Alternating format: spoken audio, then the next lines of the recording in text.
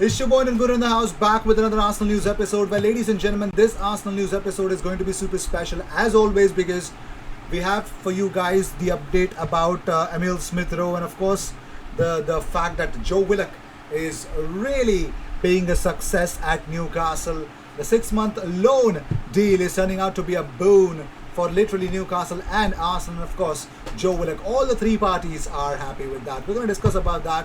A big update about Hector Bellerin's future at Arsenal, about Mikel Arteta has spoken about the attitude, and of course Martin Keown opens up about the protest that should go on, and some stats from yesterday's game, and of course Merih Demiral's future will be discussed. So the first news that we have here is that Emil Smith Rowe scored his first Premier League goal for Arsenal, so he was really happy about it. So he tweeted out with this image. The caption was, "Really happy to get my first Premier League goal. We keep moving forward." And it was not only him, it was Willian Borges who also scored his first Arsenal goal in the Premier League, or his first goal actually in all competitions. So moving on, so Chronicle Live understands that Willock's fine form has just alerted Mikel Arteta, with no Gunners players scoring as many as Willock this year, but also England observers have taken note. The youngster has 4 England under-21 caps to his name and is an informed midfielder as the Three Lions look to select an expanded 26-man squad. Wow. So Joe Willock might actually go to the Euros with England. Well, the performances that he's putting up, it's unreal. So Marseille are interested in signing Arsenal midfielder Matteo Guendouzi in the upcoming summer transfer window as a replacement for Boubacar Kamara, according to Le Equipe. That's the update that is doing the round. So, yep, it looks like Matteo Guendouzi will finally leave Arsenal for good, according to Le Equipe. Let's see if it is 100% true or not.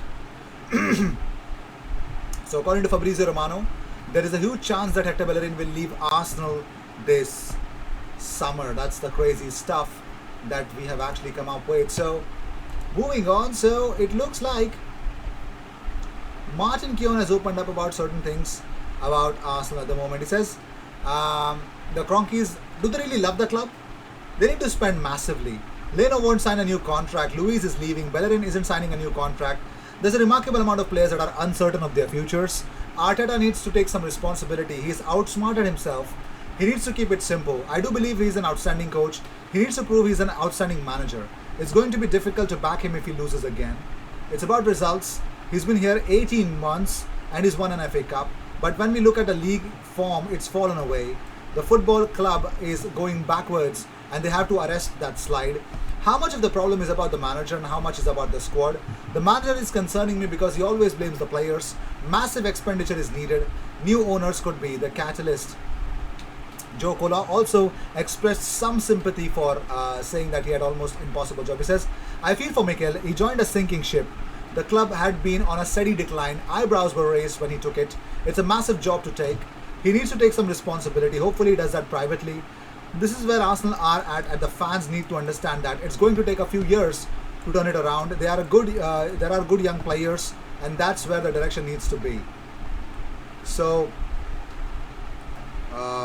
that's that. So talking about more stuff, here's what Mikel Arteta had to say about Arsenal's ability. Now he says, "I think we have a huge responsibility to win every game that we play when we represent this football club, and as well, if anybody can question anything, our level, our ability, whatever it is, they can. But our attitude is a non-negotiable, and right up to the end, we have to try to win our matches and see what happens. It is always the best way to put a remedy to the pain that we had, to win the game, to score the 3 beautiful goals that we have done. We created so many more chances, and as well, I think when we considered the goal, we looked nervy for a period, but before we put Thomas to recover some control. But overall, not going through to the finals, it is always very important to win the next game." Well, moving on, so David Luiz on Instagram stories shared the video of a little bit of a clip that Willian scored his first goal, and he actually wrote there that "you deserve, bro," at the rate Willian Borges 88. Even Callum Chambers was surprised that Willian scored that wonderful free kick. It was really good. You got to understand that. So moving on, so talking about more stuff, well, Vinay Venkatesham and of course Edu Gaspar were in attendance and they had watched the game yesterday night at the Emirates Stadium. So somebody else was really wanted, and he just performed really well. So Emil Smith Rowe went straight down the tunnel holding his hamstring after being substituted off. That was tweeted out by Simon Collins. Kyle Bartley, the West Brom defender, shouted to his teammates after scoring a goal. He says, "Come on, one goal and they'll shit themselves." We know who's shitting now, don't we? So no player created more chances in the first half of Arsenal versus West Brom than Willian, who actually created 4 chances. That's the beauty of Willian yesterday. Moving on, so William Saliba against Stade Brest yesterday, 90 minutes played, 113 touches, 105 out of 109 passes completed, that is 96% pass accuracy, 8 long balls, 100% accuracy, 1 clearance, 1 interception, 1 tackle, 0 times dribbled past. The beauty of him. I want him to just start. I'm desperate to see him start for Arsenal in the Premier League, man. Moving on, so Arteta on Smith Rowe being limped off, he says he felt something in his hamstring, so we took him off. Sometimes he cramps, and that's something that's been happening for a while because he's still adapting to the league.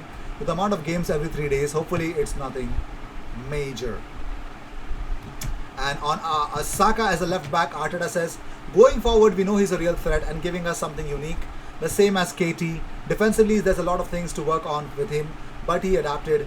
We knew we were going to attack against them the way they set up, and it gave us a lot of joy. Now, Smith Rowe on the win says, we started a bit slow. Our heads have been down for a couple of days. It was important for us to bounce back. It's been a dream playing for this club and to finally score my first goal. Can't be better. It's been a difficult week, but happy to get the 3 points. It's been really difficult for us as a team. It's not nice to lose in the semi-finals. It's important we keep our heads up. Arteta on the win says, we needed that win. It had been a while since we won at home. We scored 3 fantastic goals as well. So that is that. So talking about the stats, ladies and gentlemen, Bukayo Saka's game by numbers. Well, against West Bromwich Albion, 100% shot accuracy, 100% take-ons completed, 7 touches in the opposition's box, 5 crosses, 2 chances created, 2 interceptions, 2 take-ons, 1 assist. That is one hell of a performance. Mateus Pereira actually had a wonderful game as well. 88% pass accuracy, 42 touches, 5 shots, 5 crosses, 5 passes into the final third, 5 passes into the box, 4 touches in the opposition's box, 4 ball recoveries, 3 chances created, 1 goal. Superb. And Bukayo Saka has now been directly involved in 30 goals across all competitions since the start of last season, which involves 11 goals and 19 assists. Now talking about Big Sam Allardyce, well, for the first time in his managerial career, he has been relegated from the Premier League. Not even Big Sam could keep West Bromwich Albion. It's like after 534 games and 17 different campaigns, for the first time ever. Unreal. Now before yesterday actually, Willian had registered 2 shots on target in 24 Premier League games for Arsenal. He got a goal. Unreal. Arsenal have not kept a clean sheet at home in the Premier League since January against Manchester United, and they could not do that against West Bromwich Albion as well. So Mateus Pereira is the first West Brom player to score 10 plus goals in a single Premier League season since Saido Berahino in 2014-2015. Unreal for the young lad. No player attempted more crosses in the first half than Bukayo Saka. No player created more chances in the first half than Willian. Arsenal have figured out how to cover for Kieran Tierney. It's pretty late, but let's see. Nicolas Pepe has now scored more Premier League goals this season than he managed during the last season. He scored 6 goals this season, 5 last season. He started 8 fewer games to do that. So that is something good. Unreal talent. Emil Smith Rowe is now the 4th under-21 player to score a Premier League goal for Arsenal this season. Saka and Nketiah and Martinelli are among the rest. Well, that is the stats. And talking about, let's just leave the stats. Merih Demiral, linked with Arsenal once, is a big target for Everton, ladies and gentlemen. Everton have a good chance of signing Merih Demiral this summer, according to Calcio Mercato. The defender was coveted by several teams in recent years, but Juventus have knocked back an approach from AC Milan, while inquiries from Tottenham, Roma, Arsenal. Demiral is no longer an indispensable part of the Bayern Conero side. However, he could be on the move, but Milan do not want him anymore. They actually went on and got Fikayo Tomori, who scored against Juventus yesterday night. Everton are still in contention though and could have him if they offer the right fee. They want the right fee is Juventus. If they get that done, they get their man is Everton. So with this we end this episode. Thank you so much for tuning in. If you see daily Arsenal content, best place to be, consider subscribing.